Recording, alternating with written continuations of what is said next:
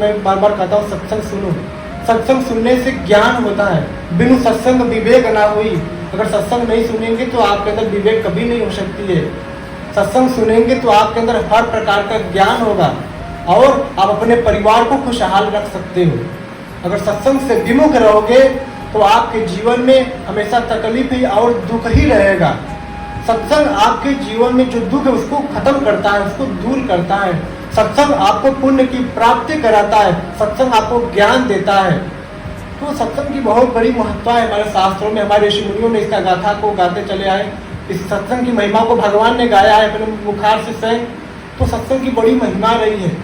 तो सत्संग तो वही सुन सकता है जिसके ऊपर भगवान की बड़ी कृपा होती है। सत्संग सब नहीं सुन सकते हैं। आप चाहे जैसो यहाँ पर आए हो, चाहे कोई दुख लेकर आए हो, कोई समस्या लेकर आए हो, लेकिन भगवान की कृपा से ही आए हो, नहीं यहाँ पर नहीं बैठ पाओगे। भगवान की कृपा है तभी आप सत्संग को श्रवण कर पा रहे हो। तो सत्संग सुनने से भी वास्तु दोष दूर होते हैं। इस बात का विशेष ख्याल रखिए। देखिए घर में कीर्तन करने के लिए क्यों बोलता हूँ? जिस घर में सुबह शाम आधे आधे घंटे कीर्तन होते हैं, भजन होते हैं, उस घर में नकारात्मक ऊर्जाएं, वास्तु दोष, पितृ दोष, मजाल नहीं कि वो आपके घर में प्रवेश कर जाए। जैसे जिस कमरे में एसी चलते हो, अगर उस कमरे में बाहर कितनो तेज धूप हो, कितनो बड़ी गर्मी हो, लेकिन जिस कमरे में एसी लगा है उसमें प्रवेश करते ही उस धूप का जो गर्मी का प्रभाव वह शून्य हो जाएगा। होगा कि नहीं होगा? उसमें गर्मी लगेगी? नहीं लगेगी। ऐसे ही जिस घर में भगवान का भजन होता है, भगवान का कीर्तन होता है, भगवान का चिंतन होता है, उस घर में नकारात्मक ऊर्जा, उस घर में भूत प्रेत कोई भी ऐसी दोष है उस घर में प्रवेश नहीं कर सकती है। इस बात का विशेष ख्याल रखिएगा। देखिए कितने लोगों के मैं घर में गया हूँ, कितने लोगों के घर में जाने से लगता है कि यहाँ से कब बाहर निकल जाऊँ। घर तो बहुत बढ़िया बनवाए, लाखों रुपया लगा कर घर बनवा दिए हैं, लेकिन घर में जाने का मन नहीं करता है। क्यों? क्योंकि उनके घर में नकारात्मक ऊर्जाएं हैं, नेगेटिविटी है, कोई ना कोई दोष है। इसलिए वहाँ की जो जमीन है वह उस ऊर्जा, वहाँ पे सकारात्मक ऊर्जाएं नहीं है। नकारात्मक ऊर्जाओं की वजह से उस घर में अच्छा नहीं लग रहा है। बात समझ रहे हैं? अच्छा, आप लोग भी कहीं किसी के घर में गए होंगे तो कभी क्या होता है, किसी घर में जाने से मन नहीं लगता है, अच्छा नहीं लगता है, मन उदास लगता है। होता है कि नहीं होता है? तो उसके घर में मतलब लक्षण है कि कोई ना कोई दोष है। बात समझ रहे हैं?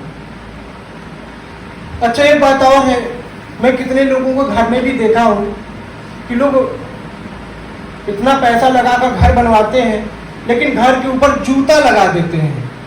जूता, पुराना फटा जूता लगा देंगे तो नजर नहीं लगेगी। भैया वो पुराना फटा जूता है, उसमें तो खुद ही नकारात्मक ऊर्जाएं भरा हुआ है। कहाँ से पहन के आए हो और इतना नया मकान इतना पैसा लगा के बना रहे हो और उस पर लगा दिए जूता। जब कोई व्यक्ति नहा धोकर बढ़िया से क्रीम पाउडर लगा रहे उसके ऊपर जूता पहना दे पुराना फटा, कैसा लगेगा? बढ़िया लगेगा? नहीं बढ़िया लगेगा ना। आप इतना अच्छा खासा घर बनवा रहे हो, इतना पैसा लगाकर, नया घर है और जूता टांग देते हो।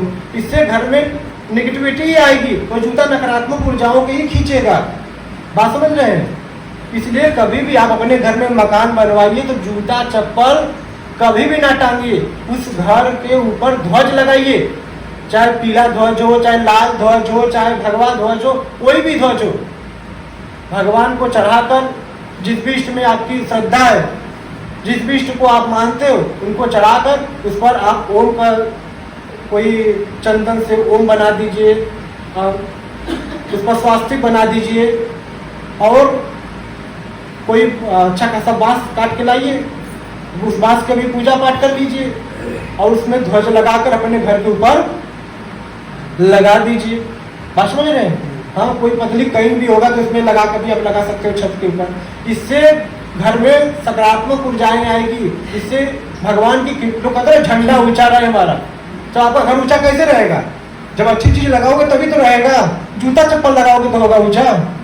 हाँ, जूता चप्पल लगाओगे तो घर में दरारें आएगी, घर में दरारें से घर फट के गिर जाएगा।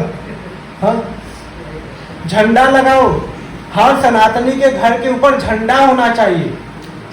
झंडा लगाने से क्या होगा कि आपके घर में स्वयं भगवान हरि की कृपा होगी। आपके घर में देवी देवताओं का वास होगा।